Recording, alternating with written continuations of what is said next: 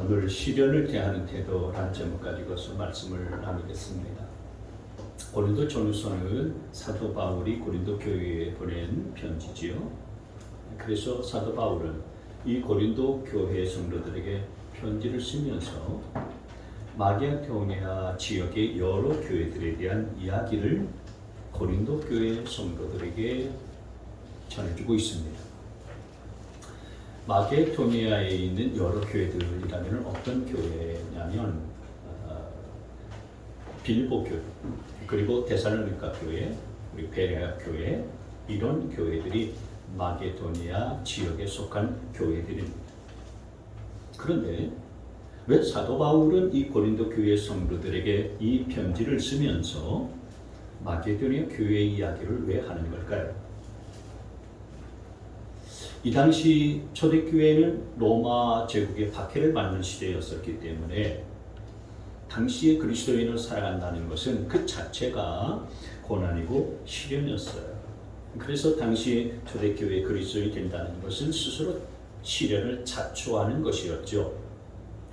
그러니까 고린도 교회나 또 마게도니아에 있는 여러 교회나 당시 초대교회 성도들에게 있어서는 늘 시련과 환난이 따라다녔습니다. 그런데 시련과 환난이 있는데 그 시련과 환난을 대하는 태도가 다 달랐습니다. 똑같은 시련과 환난이 있었지만은 그것을 대하는 태도가 고린도 교회와 또 마게도니아에 있는 교회들이 좀 다르구나, 이것을 보면서 사도 바울은 고린도 교회 성도들에게 마게도니아 교회에는 시련을 이렇게 대하고 있다라고 지금 이야기하고 있는 거예요. 왜냐하면 고린도 교회는 시련과 환난이 찾아왔을 때 그걸 대하는 태도가 잘못되어져서 교회가 점점점 주님 보시기에 좋아하는 모습이 아닌 쪽으로 흘러가고 있었어요. 그런데 마게도니아에 있는 교회들은 그 시련과 환난을 올바른 태도로 대처해 나가면서 더 좋은 교회로 성장하고 있고 성도들은 더 좋은 성도들로 그렇게 자라가고 있었습니다. 그래서 사도 바울은 이걸 보면서 고린도 교회 성도들에게 시련을 대하는 마게도니아 교회의 성도들의 올바른 태도를 그들에게 가르쳐주고 싶고 알려주고 싶었었던 겁니다.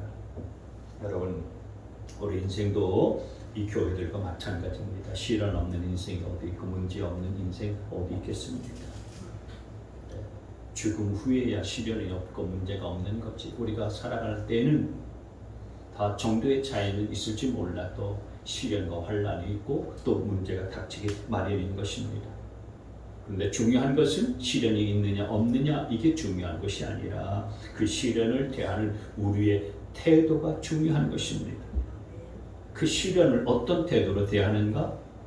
그 시련과 환난을 대하는 우리의 태도는 어떠한가? 이게 중요하다라고 하는 거예요. 왜냐하면 그 시련을 대하는 태도에 따라서 우리의 삶의 방향과 길이 달라지고 그리고 새로워질 수가 있기 때문에 그런 것입니다.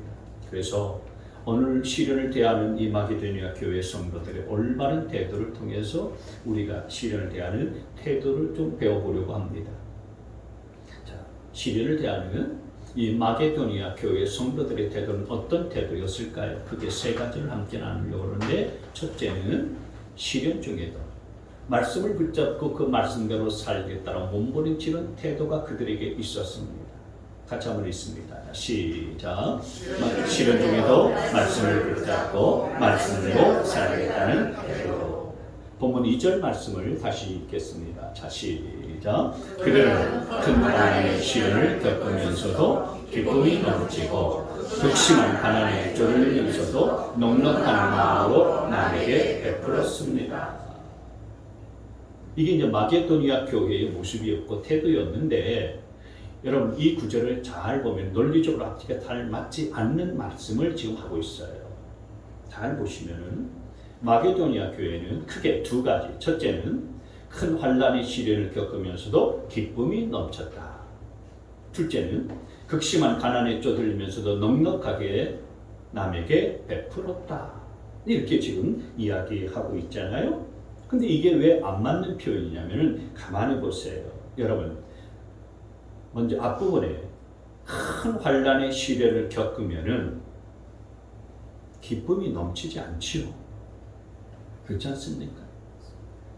큰 환난과 시련을 겪게 되어지면은 어떻게 되는 게 상식입니까? 절망하고 낙심하고 우울해하는 것이 상식 아니겠어요?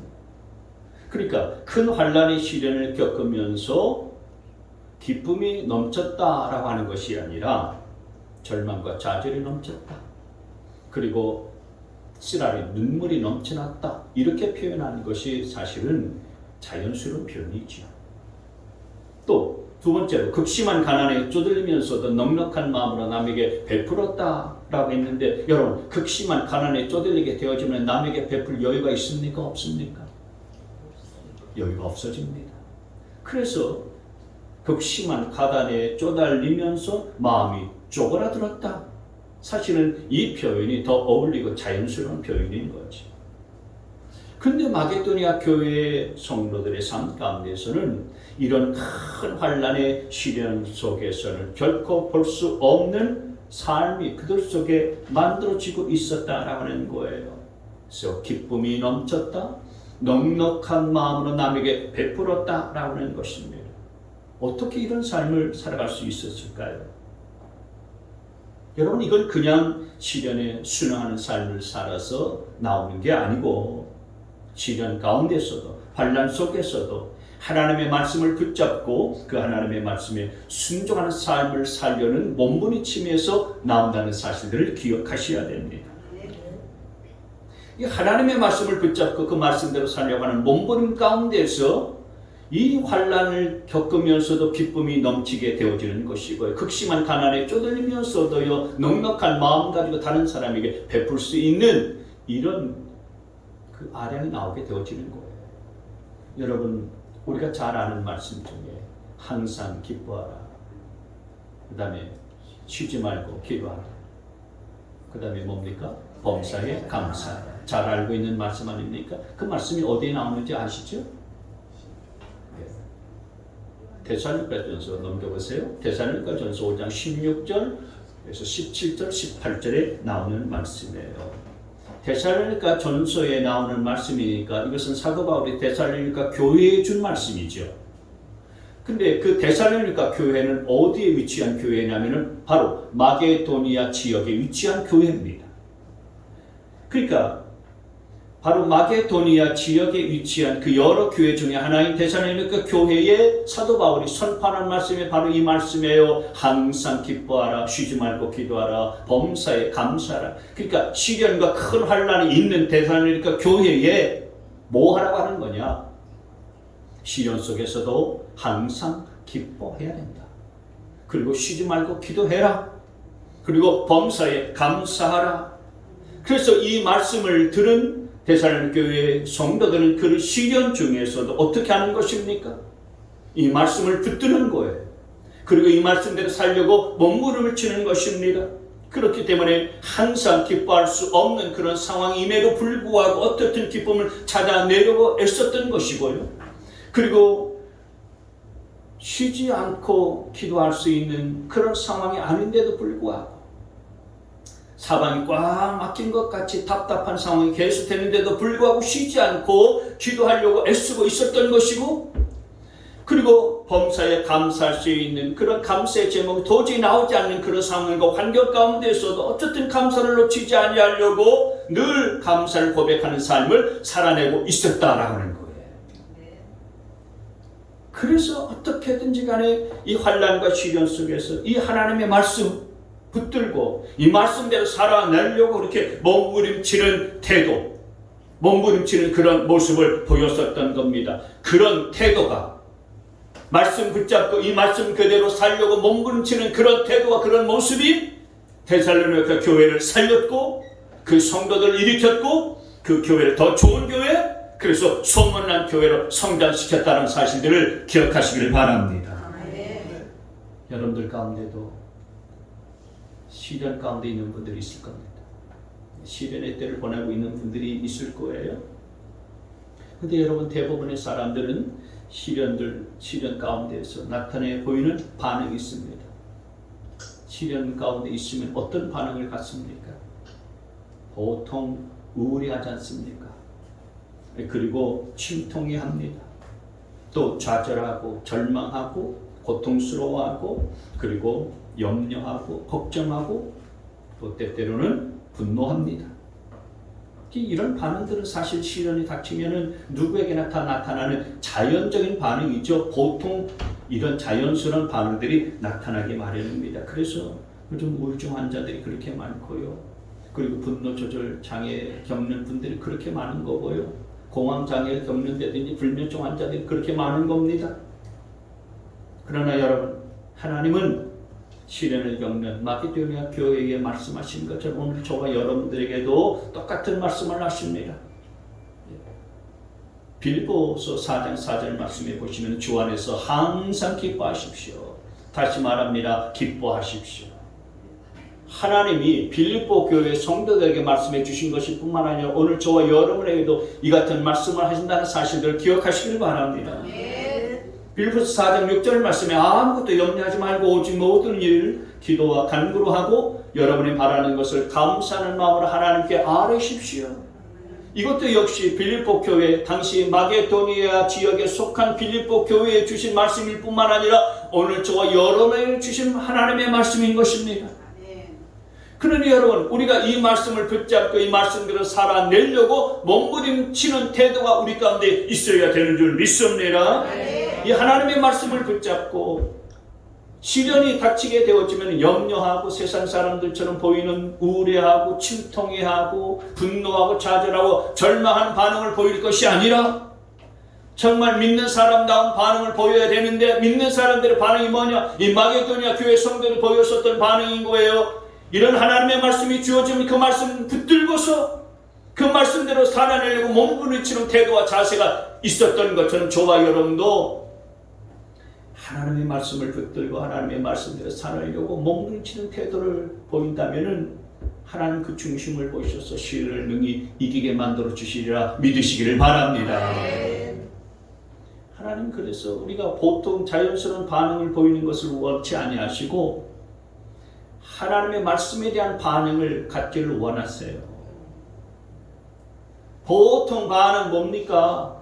제가 좀 전에 말씀드린 것처럼 시련이 그리고 환난이 닥치게 되어지면 우울해하지 않습니까? 불안하고 염려하는 반응이 자연스럽고 보통 사람들의 대부분의 반응 아니겠어요? 근데 하나님의 자녀들은 그런 반응을 보이지 않고 정말 내가 너에게 준 말씀이 있지 않냐?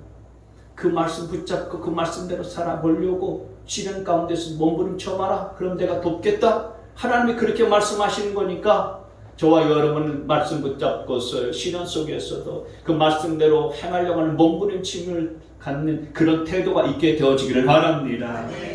오늘 마게도니아에 있는 교회들, 빌립보 교회, 데살로니가 교회, 또 베레아에 있는 베레아 교회들은 시련 속에서 보통 사람들이 보이는 그런 반응을 보이는 것이 아니고요. 하나님이 원하시는 반응을 가졌었고 그리고 하나님의 말씀을 붙잡고 하나님의 말씀대로 그대로 살려고 하는 그 태도를 보이기 위해서 몸부림쳤었던 거예요. 그래서 그렇게 한 그들의 삶의 태도가 시련을 이기는 능력이 되었고 그들을 시련 속에서도 그들을 일으켰고 그것이 그들에게 소망이 된 줄 믿습니다.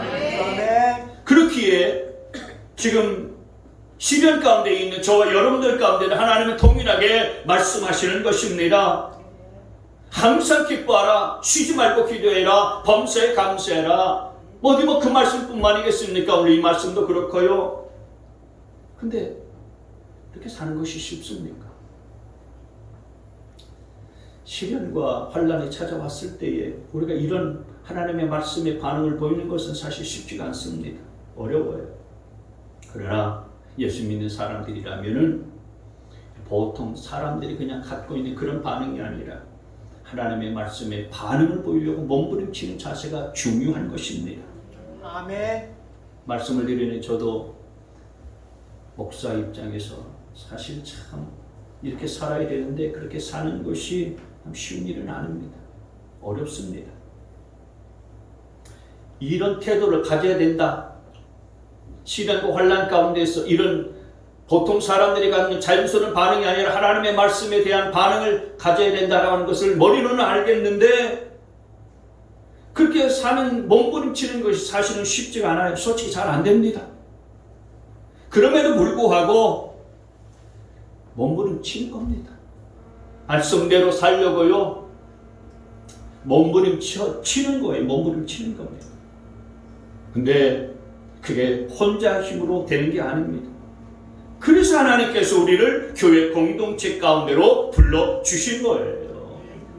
그래서 교회를 통해서 우리가 서로 위로하고 격려하고 서로 북돋으면서 하나님의 말씀대로 몸부림치는 삶을 격려하면서 우리가 함께 나아가는 것입니다. 그러니까 여러분, 어려울 때에, 시련의 때에 서로를 격려하고 서로 위로해주고 힘이 되어주면서 서로에게 힘이 되어줄 수 있게 되어주기를 바랍니다. 아멘. 우리 한 사람 한 사람이 하나님의 말씀을 붙잡고 말씀대로 살려고 몸부림치는 가운데에 서로 격려하고 서로 위로할 수 있게 되어지기를 바랍니다. 아멘. 여러분, 고린도 이 전후서에서 가장 유명한 말씀이, 유명한 장이 어떤 장입니까? 고린도전서 13장 사랑장이잖아요.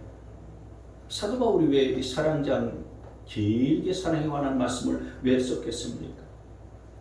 고린도 교회는 은사도 많았었고요, 봉사도 열심히 하고요, 믿음도 그렇게 좋았지만은 그 사랑이 없었어요. 그 시련 가운데에 하나님의 말씀대로 살려고 몸부림치는 가운데에도 그 사랑이 없으니까 말씀대로 살려고 하는 에너지가 떨어지는 거죠.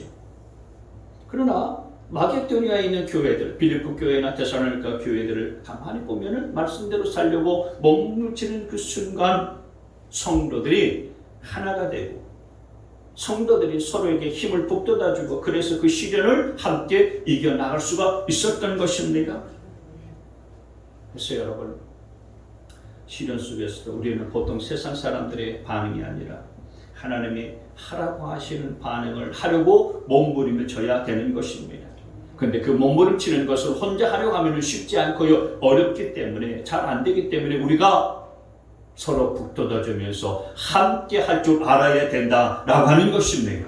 함께 하나님의 말씀대로 살려고 몸부림치고 그런 모습 속에서 서로 사랑하고 위로하고 서로 격려하면서 서로가 지치지 않도록 격려해 나가면서 시련을 믿음으로 이겨나갈 수 있는 우리 모두가 되시길 주의 이름으로 축원합니다.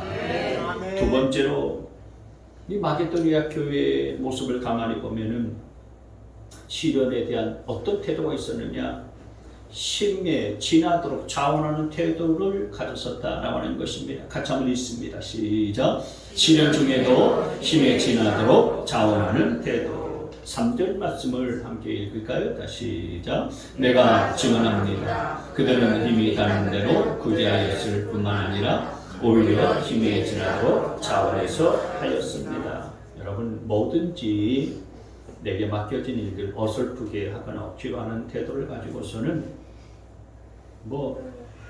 보통 때는 어떤 무슨 결과를 만들어낼지는 모르겠지만은 그러나 시련의 때는 아닙니다. 환난의 때는 아무것도 만들어내지 못합니다. 이뤄내지 못합니다.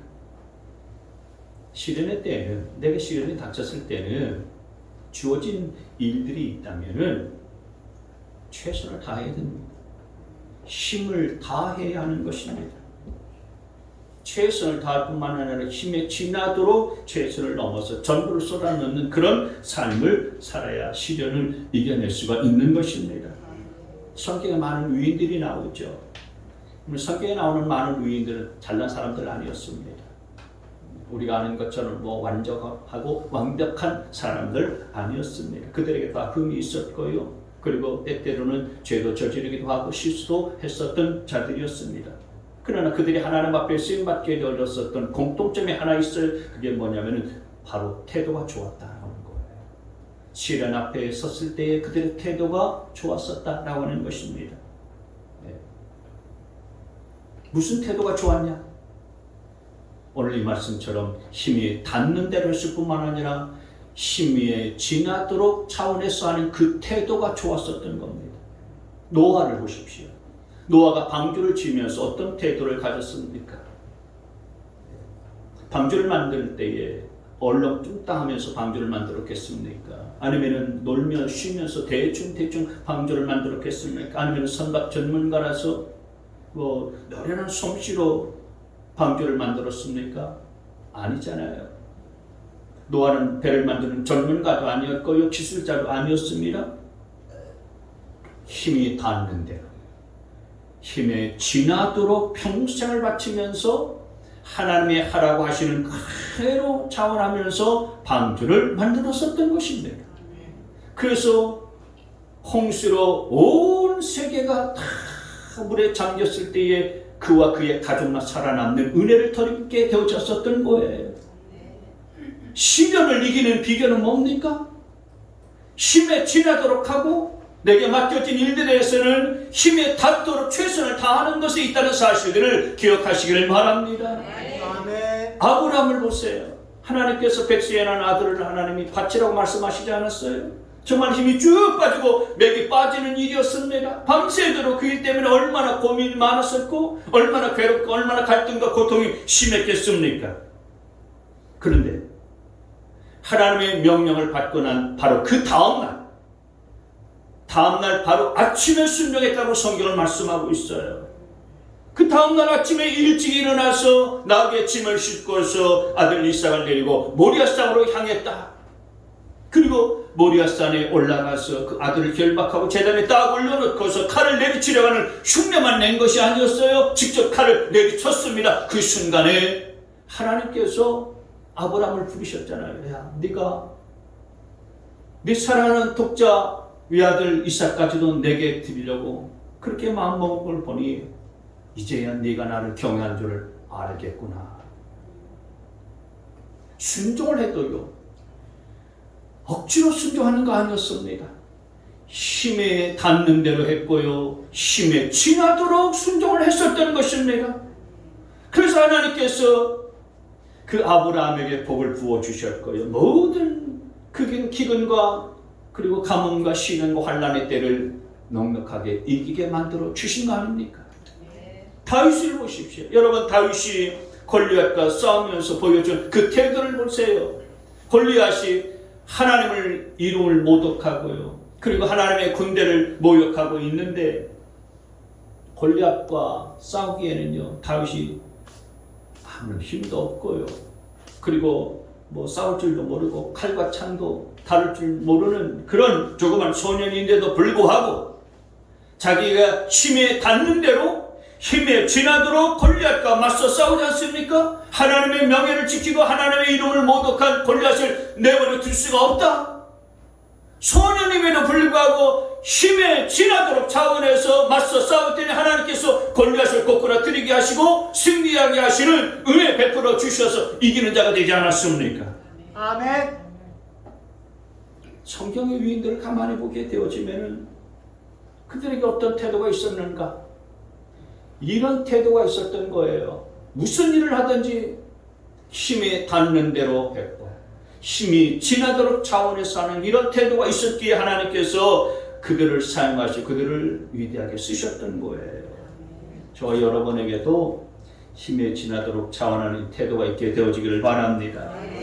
여러분들에게 맡겨진 삶의 여러 가지 일들을 어설프게 하지 말고 대충 하지 말고 힘에 지나도록 최선을 다하는 태도가 저와 여러분 가운데 있게 되어지기를 바랍니다. 하나님 앞에 예배를 드려도 하나님 앞에서 우리가 예배를 드릴 때 힘이 닿도록 힘에 지나도록 그렇게 차원에서 예배할 수 있게 되어지기를 바랍니다. 그 예배를 하나님께서 어떻게 안 받으시겠습니까? 야고보서 5장 13절 14절 말씀에 보면 고난 중에 있는 자가 있느냐 그는 기도할 것이요 즐거워하는 자가 있느냐 그는 찬송할지니라고 말씀했어요. 여러분, 기도를 해도 힘에 지나도록 기도할 수 있게 되어지기를 바랍니다. 간절하게 부르짖어서 힘에 닿도록 힘에 지나도록 기도하면 하나님이 왜 기도에 응답하시지 않겠습니까? 찬양을 해도 힘에 지나도록 찬양하시기를 바랍니다. 어제 뭡니까? 바른 예배 드리고 장지에 가서 그 따님이 그러더라고요. 우리 교회에서 성도들이 와가지고서 예배 드려주는데 진심이 느껴졌다고 그러더라고요. 찬송을 부르는데도 은혜가 됐다고 그러더라고요.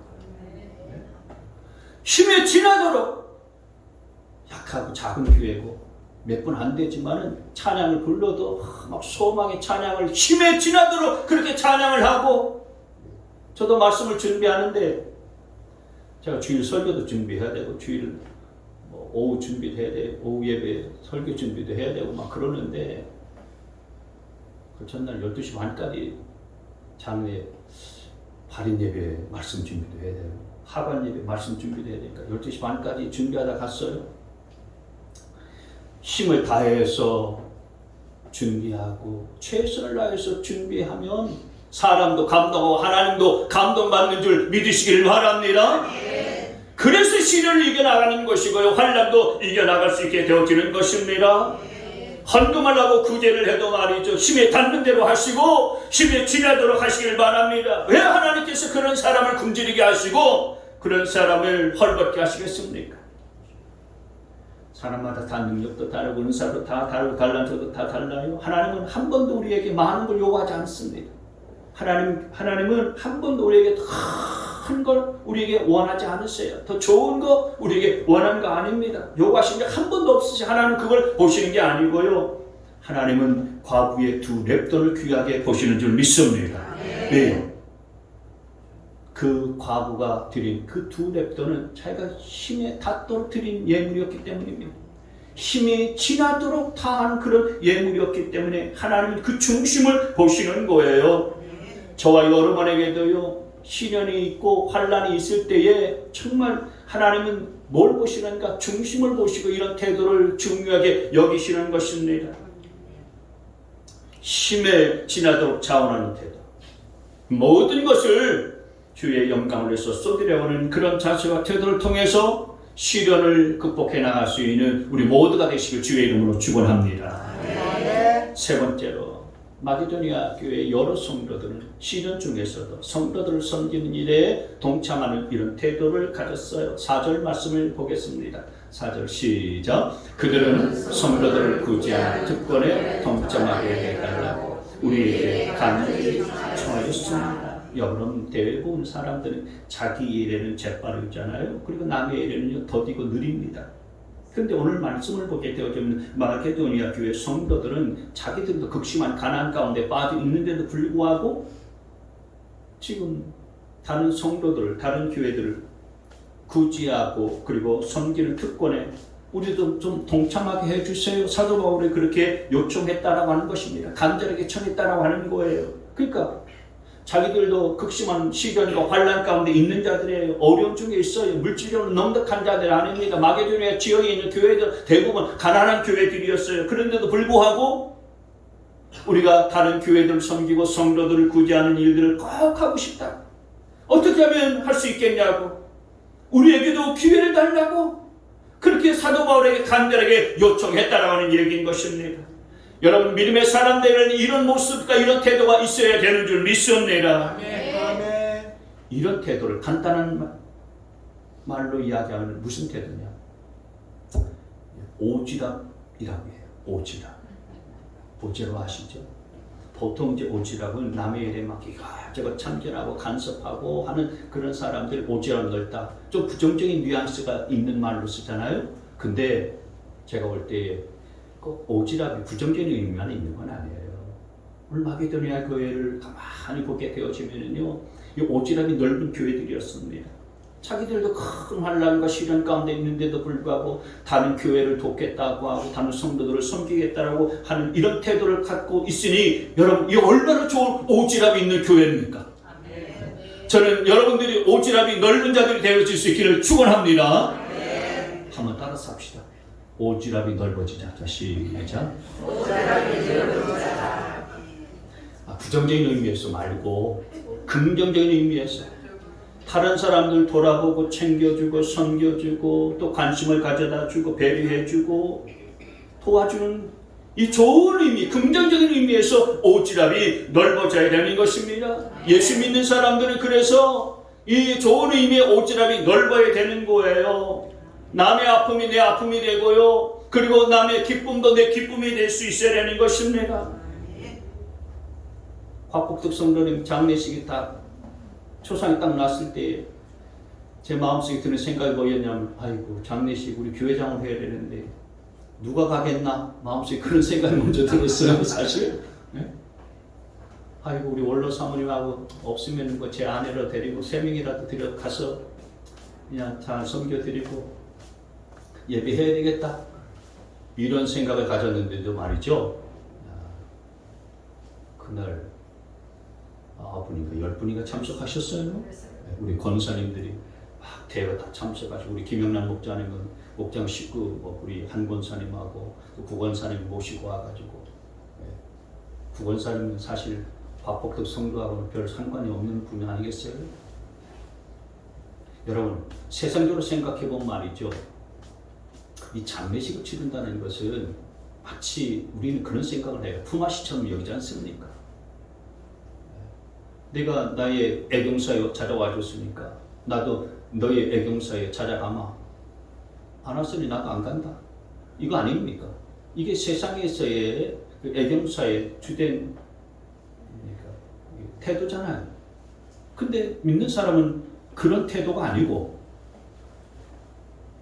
그 사람하고 전혀 상관없고 내가 그 사람 나의 애경사에 그 사람이 오지 않았을지라도 그리고 나의 아픔에 그 사람이 함께하지 않았을지라도 그 사람의 아픔과 그리고 그 사람의 좋고 즐겁고 좋은 일들에 내가 참여하겠다. 이게 믿음의 오지랖이 넓은 사람이거든요. 그래서 이번에 참 감사했었던 것은요. 우리 성도들이 그래도 믿음의 오지랖이 넓어가지고 이렇게 발인 예배에 많이 참석해 주셔서 저도 감사했고요. 유가족들도 따님들도 얼마나 감사한지 말이죠. 발인 예배도요. 또 여러 우리 권사님들이 그 장지까지 오셔가지고 함께 참석해 주셨고 제가 준비를 많이 해서 갔는데 하늘공원에 몇 년 만에 가서 그런지 몰라도요. 여러 그 시스템이 바뀌었더라고요. 그 앞에서 찬송도 못 부르게 해요. 기도만 짧게 1분만 하고 그치라는 거야. 왜냐면은 대기하고 있는 사람들이 많다고 그래가지고요. 좀 아쉽긴 아쉬웠습니다만은 그래도 짧게 기도하고 그리고 곽복덕 성령을 하늘나라로 환송해 드렸어요. 여러분 우리 예수 믿는 사람들은 어떻든 그런 오지랖이 넓어야 되는 것입니다. 자기만 아는 사람이 되어서는 안 되는 것이고요. 남을 돌아볼 줄 아는 오지랖이 넓은 자들이 될 줄 알아야 되는 것입니다. 창세기 말씀에 보면 요셉이 나옵니다. 창세기 40장 6절 말씀에 보면 다음날 아침에 요셉이 그들에게 갔는데 요셉은 그들에게 근심스러운 빛이 있음을 보았다라고 말하고 있습니다. 지금 요셉은 감옥에 갇혀 있어요. 종으로 팔려갔다가 누명을 쓰고서 감옥에 지금 갇힌 신세입니다. 그러니까 자기도 시련 가운데 있고요. 큰 환난 가운데 있는 자예요. 그런데 그런 요셉이 지금 누구의 빛을 살핀다는 것입니까? 그들에게 근심스러운 빛이 있음을 보았다. 자기 얼굴빛을 지금 관심 잘 관리나 할 것이지 지금 요셉이 누구를 걱정하고 있으면 감옥에 있는 자기 걱정도 모자랄 판에 지금 다른 사람의 얼굴 근심스러운 빛이 있는 것들을 보면서 다른 사람들을 지금 살피고 있는 것입니다. 5절 말씀해 보시게 되어지면 감옥에 갇힌 두 사람 곧 이집트 왕에게 술잔을 올리는 시종장과 빵을 구워 올리는 시종장이 같은 날 밤에 꿈을 꾸었는데 꿈의 내용이 저마다 달랐다. 그러니까 지금 같이 감옥에 갇힌 시종장들을 걱정하고 있는 거예요. 요셉이.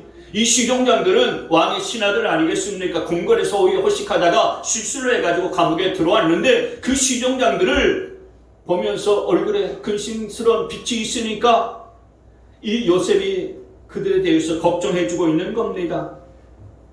왜 그들을 걱정해주고 또 그들의 얼굴빛을 살피고 왜 그렇게 신경을 쓰냐 이거예요. 이들이 권력자이기 때문에 나중에 뭐 덕을 볼 것이 있어서 그랬습니까? 그렇지 않습니다. 요셉은 오지랖이 넓어서 항상 남을 챙기는 사람이었어요. 그래서 고향 땅에서는 형들을 늘 챙겼고요. 종으로 팔려와서 보디발의 집에 있을 때는요. 자기 재산도 아닌데 주인의 재산들을 잘 관리하고 챙기면서 가정 총무까지 되지 않았습니까? 그리고 이 감옥까지 와서 그렇게 어려움 당한 이들을 그렇게 챙기고 있는 것입니다. 그리고 자기도 죄 쓰임에도 불구하고 간수장의 눈에 들어서 감옥에 사무까지도 맞는 그런 일들을 행했지 않습니까? 요셉을 가만히 생각해보면 오지랖이 넓어도요, 너무 넓어요. 그렇게 오지랖이 넓은 사람이 없는 겁니다. 그런데 하나님께서 요셉의 넓은 그 오지랖을 지켜보신 거예요. 오지랖이 넓은 그 요셉의 중심과 태도를 하나님께서 구워 살펴보신 것입니다. 그 태도를 보시고서 하나님께서 애굽의 총리 대신으로 삼지 않습니까? 네 오지랖을 보니까 네가 고향 땅에서 형들을 챙기고 또 노예로 살면서도 주인의 재정과 여러 살림들을 챙기고 죄수로 감옥에 있으면서도 다른 죄수들을 챙기는 것들을 보니까 네 오지랖을 보니까 네게 애굽 땅을 맡겨도 괜찮겠다. 하나님께서 그런 판단이 딱 드시니까 그 요셉에게 애굽을 전체 다 관리할 수 있는, 챙길 수 있는 애굽의 총리 대신으로 삼은 거 아니겠습니까? 그 요셉의 오지랖 넓은 태도가 하나님이 원하시는 태도인 줄 믿으시기를 바랍니다. 우리 주 예수 그리스도를 믿는 믿음의 사람들에게는 이런 믿음의 오지랖이 있어야 되는 거예요. 우리가 참 어려운 시대를 살아가고 있습니다. 여러분, 이런 때일수록 사람들의 마음은 더 팍팍해지고요, 이기심도 팽배해져 갑니다.